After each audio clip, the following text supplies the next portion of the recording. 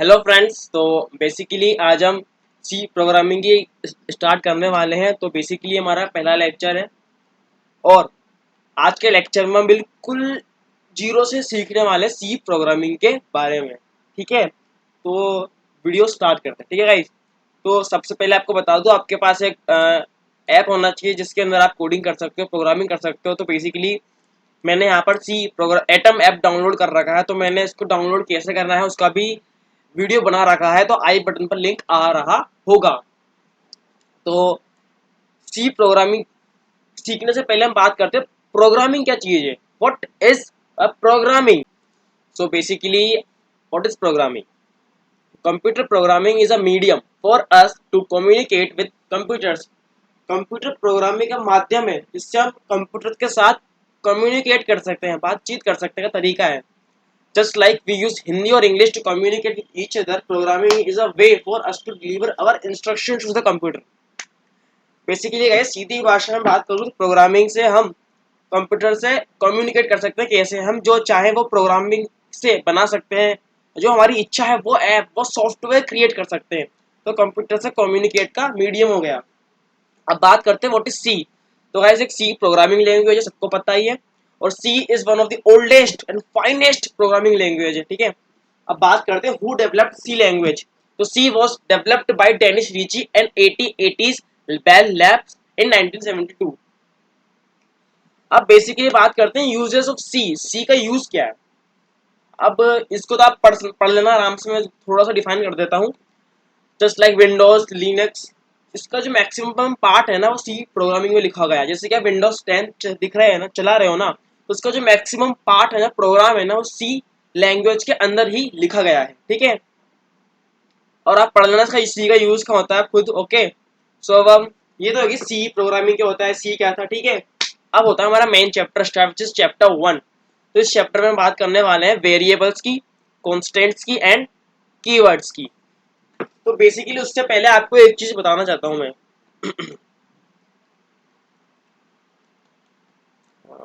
हाँ, C program, एक minute.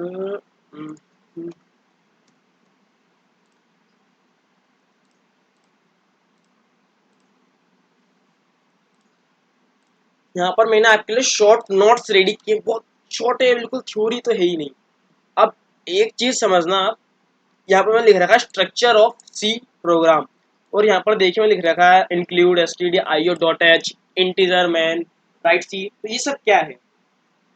ये एक बेसिक स्ट्रक्चर है। मतलब आपको ये इंक्लूड stdio.h, इंट मैन, करली ब्रैकेट्स, रिटर्न जीरो, ये तो आपको कंफर्म 100% श्योर है, तो आएगा ही आएगा। और सी प्रोग्रामिंग जो है वो करली ब्रैकेट्स के और रिटर्न जीरो के बीच में लिखी जाती है। देखो लिख रखा है राइट सी प्रोग्राम हियर। ठीक है, लेकिन व्हाट इज इंक्लूड stdio.h क्या होता है, इंट मेन क्या होता है, रिटर्न जीरो क्या होता है? ठीक है, अब मैं आपसे बात करूं वेरिएबल्स की, तो आप पढ़ते आ रहे होंगे वेरिएबल्स जिनकी वैल्यू चेंज हो सकती है। Yes, it is correct. लेकिन हम सी प्रोग्रामिंग के अंदर बात करें व्हाट इज वेरिएबल।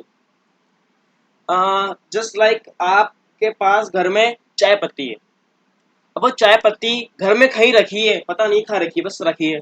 लेकिन अगर उस चाय पत्ती को आप किसी जगह रखते हो, जस्ट लाइक किसी कंटेनर में रख दिया, तो आपको पता है कि जो चाय है वो कंटेनर में रखी है, चाय पत्ती। तो बेसिकली वेरिएबल्स में सिंपल यही डेफिनेशन है। जस्ट लाइक मैंने टाइप किया थ्री, थ्री। अब जो मैंने थ्री टाइप किया है ना, वो हमारे कंप्यूटर की मेमोरी में कहीं ना कहीं सेव होती है, क्योंकि हमने क्लिक किया थ्री आ गया, तो मतलब हमारे सॉफ्टवेयर में थ्री सेव्ड पहले से ही। लेकिन अब इसको हम क्या करते हैं कि नेम दे देंगे थ्री को, कि जो हमने मान लो दे दिया ए इक्वल्स टू थ्री। ठीक है, ए इक्वल्स टू थ्री हमने नेम दिया। अब ए इक्वल्स टू थ्री हमने नेम दिया, ठीक है, तो हमने थ्री को ए कंटेनर में स्टोर करके रख दिया। मतलब थ्री जो हो वह ए है, मतलब ए इक्वल्स टू थ्री करके समझ लीजिए कि जो ए की वैल्यू थ्री है बस। अगर मुझे पता है थ्योरी बहुत कम बंदों को समझ में आ रही होगी, बहुत ही कम। मेरे साथ भी ऐसा हुआ था स्टार्टिंग में, तो घबराने की जरूरत नहीं है। हम प्रैक्टिकली करेंगे ना, तब आपको समझ में आएगी, बहुत बारीकी से प्रैक्टिकल्स करेंगे तो आंसर। ठीक है ना। अब बात करते हैं हैशटैग इंक्लूड stdio.h क्या होता है। पहले आपको मैं एक कोड को लिख के बता देता हूँ अपने ऐप में। तो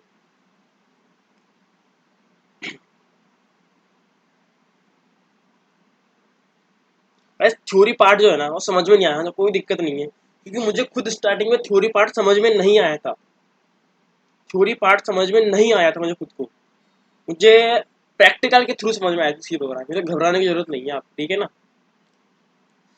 तो एक नया प्रोजेक्ट ओपन कर लेते हैं पहले, उसको सेव कर लेते हैं गाइस पहले। फर्स्ट डॉट सी, गाइस ध्यान रखना जब भी आप प्रोग्रामिंग की फाइल सेव करो तो डॉट सी लगाना, चाहे डॉट सी के पहले आप कुछ भी लगा देना, लेकिन डॉट सी के नाम से ही फाइल सेव करना, बिकॉज ये हमारे फाइल बताता है प्रोग्रामिंग ऐप को कि हम सी में प्रोग्रामिंग करने वाले हैं। लाइक अगर मैं जावा में प्रोग्रामिंग करूंगा तो डॉट जावा लिखूंगा, अगर HTML में करूंगा तो डॉट HTML, तो ध्यान रखना, ठीक है ना। कर दी सी, ठीक है। अब लिखता हूँ कोड में, ठीक है, hash include stdio dot h, okay, and int man and curly brackets। अब हमारा सी कोड आएगा लिखा हुआ, तो मैं प्रिंट एफ, कैसे प्रिंट एफ फंक्शन क्या है मैं थोड़ी देर हमको बताने वाला हूँ, ठीक है ना। Print F hello, hello, okay, hello and semicolon, ठीक है, एंड रिटर्न 0। अब एक और चीज समझना ध्यान से, अब ये मैंने लिखा है ना पे हैशटैग इंक्लूड, मैंने बताया था बेसिक स्ट्रक्चर है, ये तो आएगा ही आएगा, जो सी प्रोग्रामिंग है वो करली ब्रैकेट्स और रिटर्न 0 के बीच में लिखी जाती है, ठीक है। मैंने बताया था आपको, जस्ट लाइक आप चाय बनाते हो तो उसमें चाय पत्ती, शक्कर, अदरक सब डालते हो ना, फिक्स डलेगा, तो बेसिक यहाँ फिक्स है, हैशटैग इंक्लूड आएगा, इंट मेन आएगा, रिटर्न 0 आएगा। अब इनका मतलब क्या है सी प्रोग्रामिंग के अंदर, हम वो जानते हैं, ठीक है। सो बेसिकली वेरिएबल्स हो गया, ये तो नहीं पढ़ना। अब कॉन्स्टेंट्स क्या होते हैं, कॉन्स्टेंट्स भी जान लीजिए। कॉन्स्टेंट होता है जिसकी वैल्यू चेंज नहीं होती है। अब तीन तरह के कांस्टेंट होंगे गाइस, एक इंटीजर कांस्टेंट जिनकी -1 +1 वैल्यू होगी, वो इंटीजर कांस्टेंट होंगे, एंड रियल कांस्टेंट होंगे जिनके डेसिमल में वैल्यू होगी, 3.2 322.1, वो होते हैं रियल कांस्टेंट। कैरेक्टर कांस्टेंट मतलब ए बी @ और जो गाइस एक चीज ध्यान रखने की वो है, कैरेक्टर जो होते हैं वो हमेशा ब्रैकेट्स के अंदर कोमास, डबल कोमास, ओके। तो अब हम बात करते हैं, तो ठीक है, हम अब कीवर्ड्स के होते हैं, मैं आपको डायरेक्ट सी प्रोग्राम में लेके जाता हूँ, समझाऊंगा, ठीक है। अब मैंने यहाँ पे लिखा हैशटैग इंक्लूड stdio.h। अब जो std ये रहा हैश को हम बोलते हैं प्री डिफाइंड नहीं बोलेंगे इसको हम, हाँ मतलब आप समझिए pre defined function. What is pre defined function? वह फंक्शंस जो हमारे कंप्यूटर के अंदर पहले से ही सेव होते हैं, यानी कि वह फंक्शंस जिनको हमें खुद को बनाने की जरूरत नहीं है, वो होते हैं pre defined function. Just like मैंने अभी कोड बताया था प्रिंट एफ, तो it is a pre defined function. ये एक पहले से ही सॉफ्टवेयर के अंदर बना हुआ फंक्शन है, हमने इसे खुद को नहीं बनाया, ठीक है ना, हमने खुद नहीं बनाया, पहले से ही था इसके अंदर प्रिंट एफ। अब इसका यूज क्या है, आउटपुट देने का काम आता है, आपको थोड़ी देर में बताऊंगा, ठीक है ना। इसको हम बोलते हैं प्री डिफाइंड, समझ गए ना, प्री डिफाइंड फंक्शन जो हम नहीं बनाते हैं, जो पहले से ही बने हुए आते हैं, जिनका कुछ यूज होता है, ठीक है। नेक्स्ट, stdio का मतलब क्या होगा, स्टैंडर्ड इनपुट आउटपुट फंक्शन। अब गाइज ये बेसिकली मैंने यहाँ पे लिखा है ना प्रिंट एफ, ये आउटपुट देने के काम आता है। प्रिंट एफ करता क्या है, जो भी प्रिंट एफ के अंदर हम लिखते हैं ना वो बेसिकली प्रिंट करके दे देगा, मैंने आउटपुट दे देगा। जस्ट लाइक मैंने लिखा था हेलो, तो हमें हेलो लिख के देगा। मैं इसको रन करवाता हूँ, सो इसको मैंने रन करवाया, या हेलो हेलो प्रिंट करके दे दिया, मुझे आउटपुट दिया है रिटर्न। प्रिंट एफ ने क्या दिया, आउटपुट दिया है मेरे को, क्या दिया, आउटपुट। तो बेसिकली ये स्टैंडर्ड आउटपुट हो गया, ये स्टैंडर्ड आउटपुट फंक्शन हो गया, ठीक है, और it is a pre defined. अब ऐसे ही होता है स्कैन एफ, वो होता है इनपुट देने के काम, वो भी आपको बताऊंगा उसका यूज क्या है। अभी तो आप समझ लो कि स्टैंडर्ड इनपुट और आउटपुट के अंदर फंक्शंस इंक्लूड होते हैं, वो भी प्री डिफाइंड फंक्शंस। तो उसको हमने लिखा hashtag include standard input out dot H का मतलब होता है हेडर फाइल। अब सीधी भाषा में समझो, हमने एक लाइब्रेरी इंक्लूड करी है, दैट्स कॉल्ड लाइब्रेरी, ठीक है। आप ऐसा भी नहीं समझना चाहते हो समझो। हैश का मतलब क्या, प्री डिफाइंड। तो pre defined functions include standard input output. Standard input output pre defined functions include करता है। ठीक है, समझ गए। और बिल्कुल बारीकी से समझे ना तो ये समझ लो कि हम कंप्यूटर से कह रहे हैं कि इसके हम प्रोग्रामिंग में स्टैंडर्ड इनपुट आउटपुट फंक्शंस को इंक्लूड कर रहे हैं। पहले ही बोल दिया हमने। इंट मतलब हो गया आपका इंटीजर, इसको हम कीवर्ड भी बोलते हैं। क्या बोलते हैं? कीवर्ड। मैं दिखाता हूँ नोट्स में आपको। ये there are reserve words whose meaning is already known to the compiler. कुछ ऐसे वर्ड्स होते हैं जिनकी मीनिंग कंपाइलर को पहले ही पता होती है। और ऐसे हमारे पास 32 कीवर्ड्स होते हैं, जैसे ऑटो, ब्रेक, केस, कैरेक्ट, कॉन्स। अब यहाँ पर देखिए इंट आ गया, int return. So basically return and int हमारा क्या हो गया? कीवर्ड। इनका मतलब क्या है? मतलब क्या है? सो बेसिकली समझे तो इंटीजर हमारा एक मेन फंक्शन है जो हमें इंटीजर रिटर्न करता है। इंट मेन का लाइन का मतलब बता रहा हूँ मैं। इंटीजर हमारा एक मेन फंक्शन है जो हमें कुछ इंटीजर रिटर्न करता है, और वो इंटीजर है 0। हमें क्या रिटर्न करता है इसका सीधे मतलब समझू तो इसका रिटर्न 0 का मतलब है कि हमारा कोड सक्सेसफुली रिटर्न लिखा जा चुका है और रन कर रहा है, मतलब है। ये समझ लो इंटीजर है इसका मतलब। इंटीजर तो पता होगा आपको, +1 -1। मेन, आपको सिंपल भाषा में बोलूँ समझ जाना। जहां पर मेन फंक्शन आ गया लिखा हुआ, उसके बाद कर्ली ब्रैकेट से अपना सी कोड लिखना स्टार्ट हो जाता है। इतना मतलब समझिए। समझ गए इतना मतलब? हैशटैग इंक्लूड स्टैंडर्ड आईडी, इसका मतलब समझ में आ गया होगा।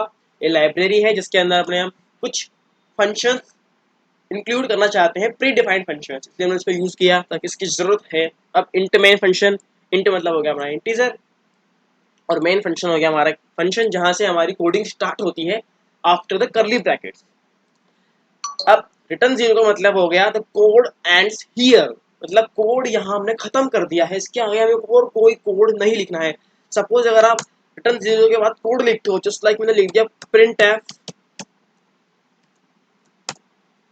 हेलो, तो हमारा कोड ही गलत बता देगा गाइस। देखना, तो रन करवाता हूँ तो हेलो, बस ऊपर का हेलो प्रिंट किया इसने, नीचे का हेलो प्रिंट नहीं किया।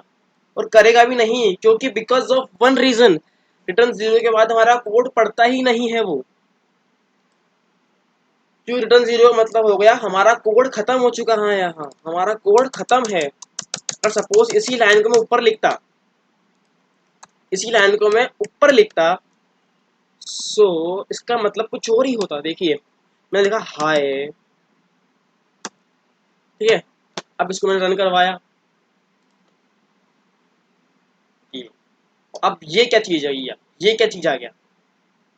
ये मैं अब बताते हैं ये क्या चीज आ गई। तो गाइस हमने यहाँ पर कुछ ना कुछ मिस्टेक करी है, इसका मतलब हो गया कुछ ना कुछ मिस्टेक करी है। तो मिस्टेक हमने करी है एफ, हमने एफ नहीं लगाया। ठीक है, यहाँ पर एक चीज और समझने की है, हमें यहाँ पर एक एक चीज का ध्यान रखना पड़ेगा। जस्ट लाइक अगर हमारा फंक्शन एंड होता है ना, वहां हमें लगाना है सेमीकोलन। ये छोटी छोटी चीजें हमारे कोड को दिक्कत दे सकती है, हमारा कोड रन ही नहीं होगा, इसलिए आपको एक चीज का ध्यान रखना पड़ेगा, इन्वर्टेड कोमास, सेमीकोलंस। ठीक है ना गाइस, इसका बहुत ध्यान रखना, बहुत बारीकी से, मतलब बहुत सेंसिटिव चीजें होती हैं। ठीक है, अब वापस इसको रन करवाते हैं। हेलो एंड हाय, ये देख सकते हो, हेलो एंड हाय दोनों प्रिंट किया है इसने, किया ना दोनों प्रिंट। समझ गया गाइस रिटर्न 0 का मतलब क्या है। एंड करली ब्रैकेट्स मतलब, अब इसके आगे हमें कुछ नहीं लिखना। अगर आप करली ब्रैकेट्स ओपन करते हो तो करली ब्रैकेट्स क्लोज करना भी इंपॉर्टेंट होता है। रिटर्न 0 मतलब code ends here and then curly bracket, मतलब अब कुछ खत्म, अब कुछ नहीं, अब उसके बाद कुछ टाइप ही नहीं होगा। एंड्स हियर, समझे? ध्यान से समझे। वापस देखिए हैशटैग इंक्लूड, हम इसके अंदर लाइब्रेरी इंक्लूड कर रहे हैं, प्री डिफाइंड फंक्शंस की लाइब्रेरी। प्री डिफाइंड फंक्शंस हो गया प्रिंट एफ, जो हमें कुछ प्रिंट करके देता है, वो भी स्टैंडर्ड आउटपुट दे रहा है। ठीक है, आउटपुट निकाल के देता है। ठीक है, इसलिए ये कंपलसरी होता है लिखना, because of pre defined functions होते हैं उसके अंदर print F and scan F, जो यूज आएंगे ही आएंगे। नेक्स्ट होता है इंट मैन, इंट मतलब integer. And after int main function वह होता है जहां से हमारी कोडिंग स्टार्ट हो जाती है कर्ली ब्रैकेट्स ओपन करने के बाद। इन मेन फंक्शन के बाद कोडिंग स्टार्ट, ये देखिए। ठीक है, रिटर्न 0 का मतलब कोड एंड्स, करली ब्रैकेट्स मतलब अब कुछ टाइप नहीं करना है। ओके, अब मैं बात करता हूँ। एक मिनट, ठीक है ना गाइस, समझ गए ना। अब बात करते हैं, थोड़ा नोट्स पे चलते हैं वापस से, हम return to notes and okay. ये हमने बताया दिया आपको, हैशटैग इंक्लूड क्या यूज होता है, इंटमैन या हेलो प्रिंट ऐप, ठीक है ठीक है। अब बेसिक स्ट्रक्चर मैंने आपको बताया था, each instruction is terminated with a semicolon, कहा था ना मैंने, या आप खुद पढ़ना। इंस्ट्रक्शंस आर केस सेंसिटिव, मैंने कहा था इन्वर्टेड कोमास की भी गलती होगी तो आपका कोड रन नहीं होगा। अब व्हाट इज कमेंट, ये कुछ बेसिक चीजें समझनी पड़ेगी आपको, कि हम आगे कोड करेंगे ना, आपको दिक्कत नहीं आएगी उसमें फिर। देखिए कमेंट्स क्या होते हैं, comments, what is comments. Just like मैंने यहाँ टाइप कर दिया, इसके बाद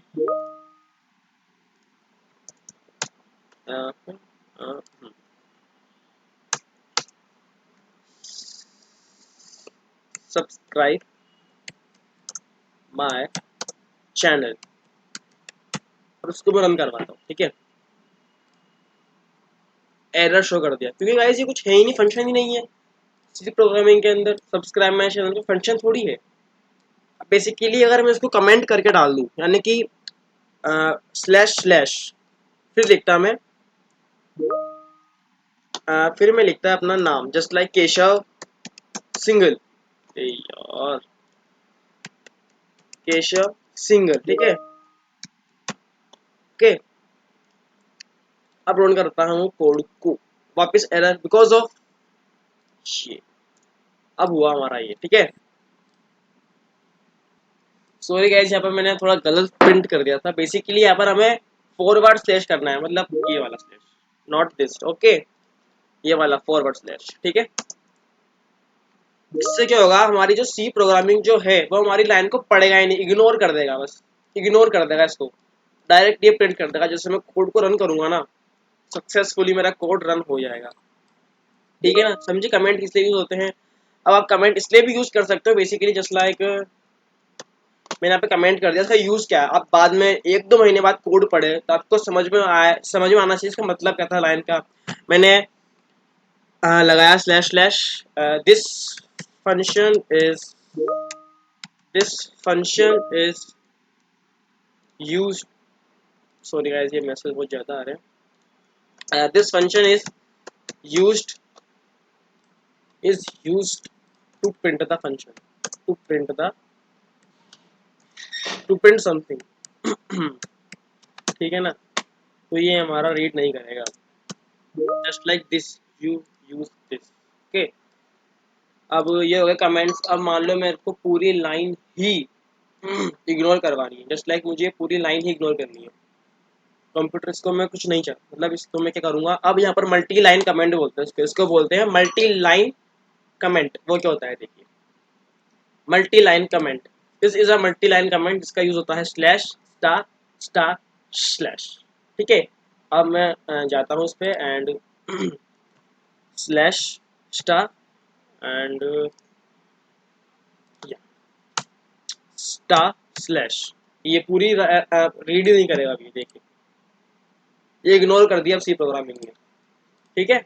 समझे कमेंट क्या होता है, कमेंट आप यूज करना, बहुत यूजफुल है आपके लिए, कि आप किसके लाइन का मतलब क्या है, इसका यूज क्या है, इट्स वेरी इंपॉर्टेंट, ओके। अब बात करते हैं नेक्स्ट, ओके। अब कंपाइलेशन एंड एग्जीक्यूशन क्या होता है, सो इसको तो आप जानना कंफर्म, वैसे बता देता हूँ। आपने कोई भी ऐप इंस्टॉल किया होगा कोड एडिटर, तो आपने MinGW सॉफ्टवेयर इंस्टॉल किया होगा, राइट। तो ये क्या करता है, हमने जो कोड लिखा है ना, उसको चेक करता है हमने कुछ करेक्शन किया है या नहीं, कुछ कॉमर्स लगाया है, फिर उस कोड को एग्जीक्यूट करता है, बस इतना ही है, इसमें कुछ नहीं है। लाइब्रेरी फंक्शन, मैंने कहा था आपसे, लाइब्रेरी फंक्शंस के अंदर इंक्लूड होते हैं pre defined function, which is print F, या गया प्रिंट ऐप, ठीक है। अब ये परसेंट डी क्या है, what is percent D. Suppose practically मैं बताता हूँ आपको व्हाट इज परसेंट डी। हाँ परसेंट, ठीक है, तो इसको हटाते हैं पहले कमेंट को,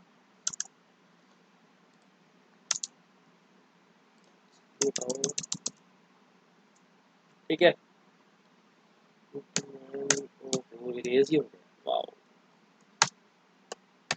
ठीक है। परसेंट डी क्या है, what is percent D? Percent D हमारा, हम कोई भी जब इंटीजर वैल्यू लेते हैं ना तो परसेंट डी यूज होता है। सपोज इसको तो करते हैं रेज मैंने, ओके। अब मैंने इंटीजर लिया, कोई इंटीजर ए लिया और उसकी वैल्यू रखी मैंने 3। मैंने कहा था आपको वेरिएबल्स, ये है वेरिएबल्स जिनकी हम वैल्यू लेते हैं, सिंपल भाषा में समझ जाना। हम कोई इंटीजर लेते हैं तो उसकी वैल्यू हमेशा 3 होगी या -3 होगी, तो ये वैल्यू सकती ना। तो हमने एक इंटीजर वैल्यू लिया, इंटीजर वेरिएबल लिए, उसकी वैल्यू है 3, ठीक है। अब 3 आ गया, इसको हमको प्रिंट करवाना है, ठीक है। तो परसेंट डी यूज करेंगे हम, ठीक है। हमें परसेंट डी, पहले कोड लिखता हूँ मैं आपके लिए, ठीक है, एंड कोमा ए। अब ये परसेंट डी कोमा ए क्या है ये सर? कंफ्यूजन ही कंफ्यूजन है भाई ये। सो परसेंट डी क्या है?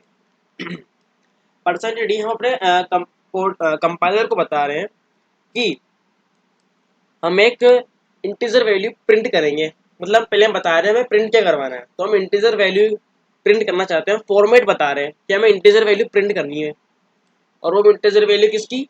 ए की। तो परसेंट डी कोमा ए, इसका लिखने का तरीका होता है, हमें स्पेस बार लगाना रहता है, ठीक है। समझे? अब मैं जैसे इसको लिखता हूँ, अब इसको रन करवाता हूँ। Oh shit shit shit shit, कुछ मिस्टेक हो गई, कुछ मिस्टेक हो गई गाइस, हमसे मिस्टेक हो गई। यहाँ पर हमने सेमीकोलन नहीं लगाया। कहा था ना मैंने, बहुत छोटी छोटी बारीकी की चीजें भी बहुत कुछ कर सकती हैं, बहुत कुछ। फिर 3 वापिस देखिए, मतलब अगर हमें कोई इंटीजर वैल्यू प्रिंट करवानी है ना, इंटीजर वैल्यू प्रिंट करवानी, तो हम परसेंट डी लगवाते हैं। परसेंट डी मतलब हम बताते हैं कंपाइलर की हमें एक इंटीजर वैल्यू प्रिंट करवानी है, तो परसेंट डी, और किसकी करवानी? ए की। तो ये प्रिंट कर दिया। अब इसके आगे अगर कुछ भी लिख सकते हो, लाइक मैंने लिख दिया value of A, value of A. अब परसेंट डी की जगह गाइस जो है हमारा 3 आ जाएगा, क्योंकि हम बताए रखा कि हमें ए प्रिंट करवाना है। इसको रन करवाते हैं वापस से, तो वैल्यू ऑफ ए इज 3। अब ऐसे आप कुछ भी करवा सकते हो, कुछ भी, ठीक है ना गाइस। तो नेक्स्ट इज, अब वेरिएबल्स भी 3 तरह के होते हैं भैया। इंटीजर वेरिएबल, एक मिनट उससे पहले मैंने बताया percent D integer value print करने के लिए, percent F real number print करने के लिए, यानी कि डेसिमल नंबर्स, रियल नंबर्स पढ़ते हैं हमने, decimal numbers. Percent D characters, A B characters हो गया ना, एट द रेट, ठीक है। अब टाइप्स ऑफ वेरिएबल्स की बात करें तो 3 तरह के वेरिएबल्स होते हैं, integer variables, real variables and character variables. अब what is integer variables, what is integer variables? So हमने कहा था कि इंटीजर लिया हमने, ए की वैल्यू 3 रखी, हमने इंटीजर लिया और एक वेरिएबल लिया साथ में, इंटीजर वेरिएबल उसकी वैल्यू की 3। यदि हम रियल वेरिएबल लेते हैं तो किस 7.7 7.8 ऐसे कुछ रखते। कैरेक्टर लेते तो कैरेक्टर की जगह हमें ध्यान रखना, कैरेक्टर के लिए हम CHAR यूज करेंगे, कैरेक्टर के लिए CHAR, और एक की वैल्यू कुछ भी ले ली, समझे? समझे है ना गाइस? और आप एक बार खुद इस नोट्स खुद पढ़ना और खुद करके प्रैक्टिकल्स देखना, आपको माइंड में बिल्कुल समझ में आएगा धांसू तरीके से, धांसू। हाँ, अब इनपुट मैंने बताया था कि स्कैन एफ जो होता है वो इनपुट के काम आता है, स्कैन एफ, ठीक है। वापस से चलते हैं। अब स्कैन एफ होता है हमारा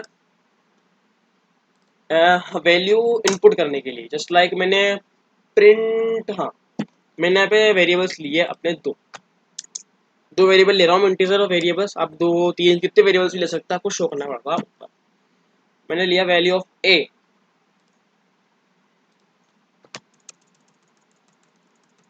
मैंने ली value of A, value of A, ठीक है। इसको तो हटाओ, स्कैन एफ, मैं एक और प्रिंट एफ स्कैन एफ, पहले कोड लिख देता हूँ एक बार, फिर आपको अच्छे से समझ में आ जाएगा बात। Scan F percent integer value, input भी इंटीजर, अगर हमें इनपुट भी इंटीजर वैल्यू देनी है ना तो परसेंट यूज होगा, बताने के लिए कि हम इनपुट भी इंटीजर वैल्यू में चाहते हैं, ये ध्यान। एंड यहाँ पर प्रिंट में एफ में आप एंड यूज नहीं होता था, लेकिन इसके अंदर एंड यूज होता है, तो इसका मतलब भी एक अलग है, वो बताऊंगा मैं आपको बहुत जल्दी, ठीक है। एंड सेमीकोलन मैंने बताया था आपको कि ऑलवेज जो हमारा कोड है वो हमेशा खत्म होगा। सॉरी एक और चीज भूल गया, इसमें कोमा आया, कोमा, ठीक है। अब देखते हो कर क्या रहे हैं हम, what we are doing now, value, sorry sorry value नहीं, आप इससे प्रिंट है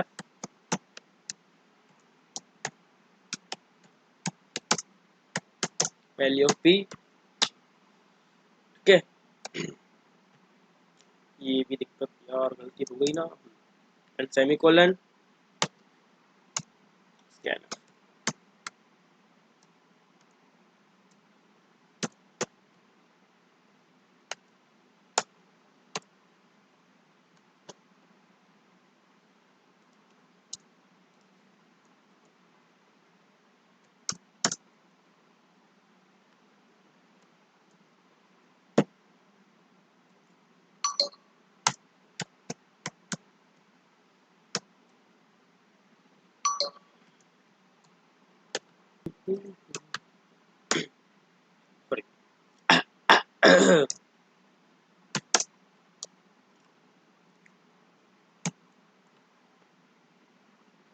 sorry sorry, a plus b and semicolon, ठीक है ना, रिटर्न जीरो वाली का। अब स्कैन एफ समझिए, स्कैन एफ क्या होता है, इनपुट देने के लिए। अब वैल्यू को हम ये कैसे फंक्शन ध्यान रखना है, ये मैंने लिखा है ना, ये एक फंक्शन होता है ऐड टू नंबर्स। ये होता है ऐड टू नंबर्स। आपसे कोई बोले कि भाई टू नंबर्स ऐड करना है, उसकी प्रोग्रामिंग बनाओ सी में, तो ये वो भी है, ध्यान रखना है, ठीक है ना। प्रिंट एफ लिया, पता है मतलब वैल्यू प्रिंट करवाता है। स्कैन एफ लिया, स्कैन एफ इनपुट देने का काम आता है। जस्ट लाइक परसेंट डी की यूज किया हमने यहाँ पे। अब मैं आपको प्रैक्टिकल इसको पहले रन करके दिखाता हूँ, ठीक है। रन वैल्यू ऑफ ए, हमसे वैल्यू ऑफ ए मांग रहा, हमने दी 1, वैल्यू ऑफ बी हमने दी 2 3। अब देखा गाइस किया क्या इसने, value of A print F का अपना बखूबी अपना काम निभाया, ठीक है, सॉरी है ना। अब स्कैन एफ ने क्या किया, what the scan F do, तो उसने वन वैल्यू ली। अब हमने वन वैल्यू दी, अब देखिए स्कैन एफ क्या होता है, इनपुट देने के लिए हमने इनपुट दिया वन वैल्यू। अब ये फंक्शन क्यों लिखा हमने परसेंट डी, एंड क्यों आया, what is the use of and. Percent D बताया था मैंने आपको, जब आपको वैल्यू इंटीजर में देनी होती है या लेनी होती है या लिखनी होती है, कुछ भी करनी होती है इंटीजर वैल्यू के लिए, तो प्रिंट एफ या स्कैन एफ तो राइट के लिए होगी या इनपुट देने के लिए। तो मैं फंक्शन को बताना पड़ता है पहले कि हमें एक इनपुट वैल्यू देनी है, वो भी इंटीजर में। हमें एक इनपुट वैल्यू देनी है, वो भी इंटीजर में देनी है, तो बता दिया कोमा एंड। एंड को हम कहते हैं एड्रेस टू, क्या कहते हैं इसको हम, एड्रेस टू, ठीक है। इन ऑर्डर टू टेक, ये रहा पड़ी, in order to take input from the user and assign it to a variable we use scanf function. और एक असाइन करने के लिए वे एक वेरिएबल को, असाइन मतलब उस वैल्यू को देना, उस वैल्यू को प्रोवाइड करवाना। ये रहा एंड को हम बोलते हैं address of operator. It means that the supplied value should be copied to the address which is indicated by variable I. मतलब सिंपल लैंग्वेज में बोलूँ तो हम एक इंटीजर इनपुट वैल्यू दी, लेकिन किसको देनी है, एड्रेस ऑफ किसको देनी है, तो हमने कहा कि हमें ए को देनी है वैल्यू। हम कोई भी इंटीजर वैल्यू प्रिंट करेंगे, इनपुट करेंगे, वो में वैल्यू ए को जानी चाहिए। हमने लिख दिया एड्रेस, लिखा है एक तरीके से ए का, तो इसलिए अब एड्रेस लिखते हो ना कि हमको वैल्यू, हमें कोई चीज़ वहाँ पहुँचाना, तो आप पहले एड्रेस लिखोगे ना। आप कोई चीज़ ऑनलाइन मंगाते हो तो आपको एड्रेस लिखते हो ना पहले, ये हमारे पास आनी चाहिए। तो बेसिकली हम कुछ चीज़ इनपुट करेंगे ना, वो ए के पास जानी चाहिए, एक तरीके का एड्रेस हो गया है, समझे। और ये फंक्शन, ये हमने जो लिखा है ना प्रोग्राम, इसको बहुत इंपॉर्टेंट है, well addition of two numbers, ठीक है, एडिशन ऑफ टू नंबर्स। आज हमने क्या क्या देखा, print F, scan F, hashtag include, basic structure देखी तरीके से हमने। फिर हमने बेसिक स्ट्रक्चर की बात करी कि रिटर्न जीरो क्या होता है, इंट मैन क्या है। और ऐसे कुछ समझ में नहीं आ रहा ना कि ये हैशटैग इंक्लूड क्या है, ये क्या है, इतना तो आगे जाके समझ में आ जाएगा। समझ में नहीं आया ना तो रट लो, उनको भी रट ही लो बस कि hashtag include attribute dot H होता है, इंटरमेन होता है, कर्ली ब्रैकेट्स के बाद कोडन खींचा जाता है, रिटर्न जीरो होता है, ये होता है ना। ये तो आपको पता है, सी कोडिंग है तो याद रखना, तो याद रखने की जरूरत नहीं है, मतलब समझना पड़ेगा ये क्यों आया वो क्यों आया, लेकिन ये फिक्स है, ये तो आप रट ही लो चाहे से, ठीक है ना गाइस। सो आई थॉट आपको समझ में आया होगा, इतना अगर नहीं आया ना तो नीचे कमेंट में जरूर लिख दो ना क्या समझ में नहीं आया, क्या मैं स्पीड तेज, मेरी स्पीड तेज है क्योंकि इससे आने वाली वीडियोस में मैं इम्प्रूव कर सकूँ, ठीक है ना गाइस। सो आपने देखा एडिशन, अब मैं माइनस भी कर सकता हूँ, फंक्शन माइनस भी हो सकता है मेरा, माइनस भी कर सकता हूँ, माइनस हो गया, वैल्यू ऑफ दी 1 1 0, देखा ना गाइस, सक्सेसफुली कोड रन हो रहा है हमारा, सक्सेसफुली, कोई दिक्कत नहीं आ रही। बस। और कुछ भी कर सकते हो आप, A multiply by B, just like मैं ए मल्टीप्लाई बाय बी कर दूंगा, A multiply by B, code run किया, ये देखिए 4 4 60, 4 4 तो 60 मल्टीप्लाई हो गया। अब मैं आपको एक और चीज़ बताना चाहूँगा, जस्ट लाइक एक ही लाइन में वैल्यू, एक ही लाइन में आ रहा है पूरा, वैल्यू ऑफ ए फिर 4, मतलब ये अलग लाइन में लिखा नहीं आ रही मेरी वैल्यू, मुझे चाहिए कि अलग लाइन में आए वैल्यू ऑफ ए, फिर 4 अलग लाइन में आया, फिर वैल्यू ऑफ बी अलग लाइन में आया, फिर वापस से 4 अलग लाइन में आया। इसके लिए हम यूज़ करते हैं backward slash and and, just like backward slash and क्या करता है, हमारी लाइंस को अलग कर देगा, मतलब एक ही लाइन में वो चीज़ राइट नहीं करेगा, अलग अलग लाइन में राइट करेगा। मैं आपको एग्जांपल के बताता हूँ, स्लैश एन लिख दिया यहाँ, स्लैश एन लिख दिया यहाँ। अब मैं रन करवाता हूँ मेरा कोड, तो देखना आप, अलग अलग value of A 4, value of B 4, ये देखा गाइस, 4 को अलग लाइन में लिखा, वापस से 4 को अलग लाइन में लिखा, लेकिन पहले एक ही लाइन में लिख रहा था ना, इसको हम बोलते हैं बैकवर्ड स्लैश एन, जो हमारी लाइंस को अलग अलग अलग कर रहा है, ठीक है ना। अब ऐसे ही आप अलग अलग कोड्स बना सकते हो, addition of 2 numbers, addition of 3 numbers, उन 2 नंबर्स को ऐड करके जो वैल्यू है उसको 2 से मल्टीप्लाई करना, ऐसे अनेक कोड्स आप बना सकते हो। जस्ट लाइक मैं एक और बना के दिखाता हूँ, एक वेरिएबल लिया मैंने, सीओ ले लिया अपना वेरिएबल, ठीक है, प्रिंट एफ, इसको हटाते हैं, अभी सही नहीं है अभी, ठीक है। अब सी, ये सी क्या करेगा हमारा, सी, नहीं नहीं, एक वेरिएबल और लेते हैं, सी तो हमारी वैल्यू आएगी बेसिकली, सी को तो नहीं, तो वेरिएबल लिखते हैं हम, और डी, ठीक है, ठीक है ना। मैंने 4 वेरिएबल्स लिए हैं। अब मैं यहाँ सी को फंक्शन लिख देता हूँ, सी का फंक्शन करेगा C equals to A B plus B करेगा, सी की जो वैल्यू होगी वो ए प्लस बी के बराबर होगी, तो उसको हमें वापस से राइट करना है, राइट, तो हम यूज करेंगे प्रिंट एफ, एंड ठीक है ना, सी की वैल्यू ए प्लस बी के बराबर है, तो उसको राइट कर लेते हैं। सो यहाँ पे मैंने लगाया ब्रैकेट्स ओपन एंड ये दिस एंड परसेंट डी बताया है मैंने, इंटीजर वैल्यू में राइट करनी है, इंटीजर वैल्यू का आउटपुट चाहिए, हम बता दें पहले कंपाइलर को हमें इंटीजर वैल्यू का आउटपुट चाहिए भाई, sorry comma space bar and सी।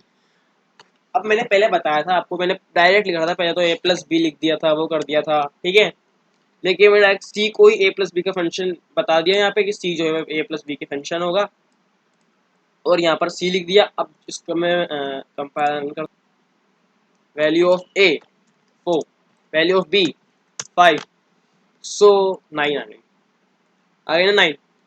आप चाहो तो ऐसे भी कर सकते हो, लेकिन आप चाहो तो डायरेक्ट ए प्लस बी यहाँ पे लिख सकते हो, आप यहाँ पे शो भी कर सकते हो कि हाँ भाई हम सी की वैल्यू ए प्लस बी के बराबर हमने मानी है। अब मैंने यहाँ पे डी वेरिएबल भी लगाया था कि नहीं लगाया था, बिल्कुल कोड लगाया था, ठीक है ना। तो अब आपको बताता हूँ एवरेज ऑफ 3 नंबर्स कैसे निकाल सकते हो, सर एवरेज, ठीक है ना, 3 नंबर्स का एवरेज कैसे निकलता है, sum of all observations upon total number of observations, ठीक है ना, ये तो फॉर्मूला को पता ही होगा, लेकिन इसकी मदद से कैसे निकलता है, ठीक है, ये पढ़,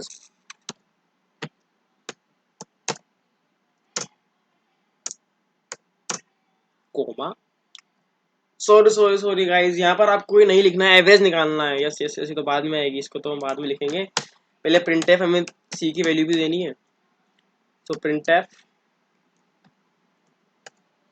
वैल्यू ऑफ सी, वही पता है आपको क्या, इसका क्या आएगा, स्लैश एन, ठीक है, स्कैन है, तो वैल्यू इनपुट देने के लिए percent D, why use percent D, हमें इनपुट में भी इंटीजर में वैल्यू देनी, तो यूज परसेंट डी, ठीक है ना, एंड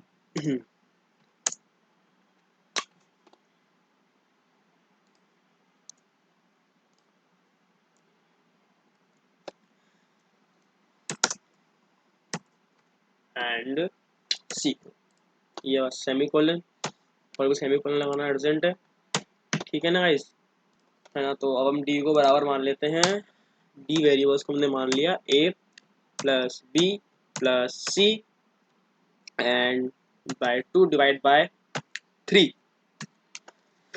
सो बेसिकली आप डायरेक्ट इतनी बड़ी चीज़ के अंदर कहाँ लिखोगे, तभी मैंने आपको बताया था कि C equals to A plus B का अलग से आप कैसे यूज़ कर सकते हो, आप ए प्लस बी भी लिख सकते हो, लेकिन अगर आप इस तरीके से लिखोगे तो बेटर दिखेगा, अगर आप इसको इसमें डाल दोगे ए प्लस बी प्लस सी तो अलग ही लिखिएगा, मतलब फिर हमको एक वेरिएबल लिखना है बस, ठीक। अब देखो कितना अच्छा लगेगा।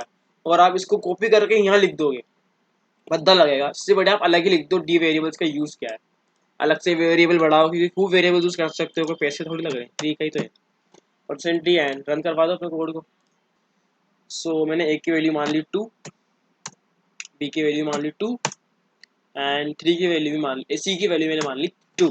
2 + 2 + 6/2 3 इज 2। तो देखा एवरेज ऑफ 3 नंबर्स, ठीक है। तो अब मेरे हिसाब से आज के लिए इतना बहुत है। तो आप इस रिविजन करते हैं। हैशटैग इंक्लूड लाइब्रेरी इंक्लूड करता है हमारी, जिसके अंदर प्री डिफाइंड फंक्शंस होंगे just like printf and scanf. हमारे प्रिंटफ एंड स्कैनफ जो होते हैं वो स्टैंडर्ड इनपुट आउटपुट फंक्शंस होते हैं जो stdio के अंदर इंक्लूड होते हैं। That's why we use hash include stdio.h। Int main मतलब हमारा इंटीजर होता है और मैन हमारा एक फंक्शन होता है जिसके बाद हम सी प्रोग्रामिंग रन करते हैं। रिटर्न जीरो का मतलब होता है कोड एंड हो चुका है हमारा, एंड क्लोज कर देते हैं हमारे कर्ली ब्रैकेट्स को। ए बी सी डी होगा, ये होगा हमारा इंटीजर और ये होगा हमारे वेरिएबल्स, इनको हम साथ में बोलते हैं इंटीजर वेरिएबल्स, ठीक है। प्रिंटफ आउटपुट देने के लिए, स्कैनफ इनपुट देने के लिए, स्लैश एन का मतलब होता है लाइंस को अलग अलग करके लिखना, परसेंट डी हमारा मतलब होता है फॉर इंटीजर्स के लिए इसको हम यूज करते हैं। बताते हैं कंपाइलर को कि हम एक इनपुट वैल्यू देंगे विच इज इंटीजर, और एंड हमारा होता है एड्रेस बार, किसको देनी है इंटीजर वैल्यू, ए को। That's why we use and A. Print है भाई सेम कहानी। ये तो हमने बात की थी एवरेज निकालने की, मल्टीप्लिकेशन एडिशन, ऐसे आप कुछ भी निकाल सकते हो, कोई सा भी अर्थ मैथमेटिकल कैलकुलेशन हो सकता है।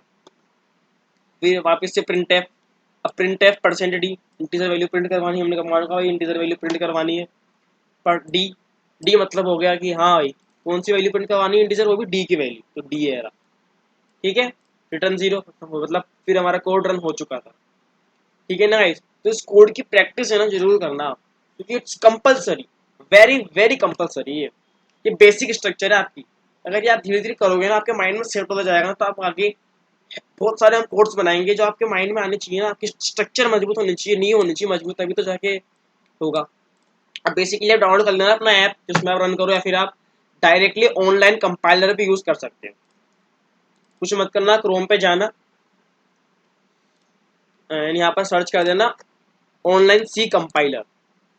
यहाँ पर आपको ऑनलाइन सी कंपाइलर मिल जाएंगे, लेकिन गाइस ये ऑनलाइन कंपाइलर के अंदर आप फाइल सेव नहीं कर सकते, इसके अंदर आप फाइल सेव नहीं कर सकते। इससे बढ़िया आप ऐप डाउनलोड करना, जस्ट लाइक मैंने यहाँ पर फोल्डर बनाया और अपनी एक, और हाँ एक फोल्डर अलग से बना लेना जिसके अंदर आप पूरी फाइल सेव कर लो सी प्रोग्रामिंग की, ताकि वो एक जगह हो जाए, ठीक है। जैसे मैंने फोल्डर बना रखा है और यहाँ पे मैंने फर्स्ट डॉट सी की प्रोग्राम, जस्ट लाइक दिस, ठीक है। अब इस प्रोग्राम को सेव कर देता हूँ। सो बेसिकली एक काम करता हूँ मैं, इन सबके एक नोट्स है जो है मेरे पास, नोट्स आई मीन जो मैंने कोड्स बनाए हैं, इनको मैं डिस्क्रिप्शन में अवेलेबल करवा दूंगा, जो आपको नोट्स की फॉर्म में मिलेंगे इस टाइप में मिल जाएंगे आपको, ठीक है ना। और ये भी करवा दूंगा, इसके अंदर मैंने कुछ छोटे छोटे चीज़ें लिखी हैं बिल्कुल शॉर्ट में, ज़्यादा डिफाइन नहीं करी मैंने इसमें, ठीक है ना, लेकिन बढ़िया है, तासु है, ठीक है गाइस। तो बहुत है आज की, मिलते हैं नेक्स्ट वीडियो में, तब तक के लिए tata, goodbye, see you in the next video. And thank you for coming in my video. Okay guys.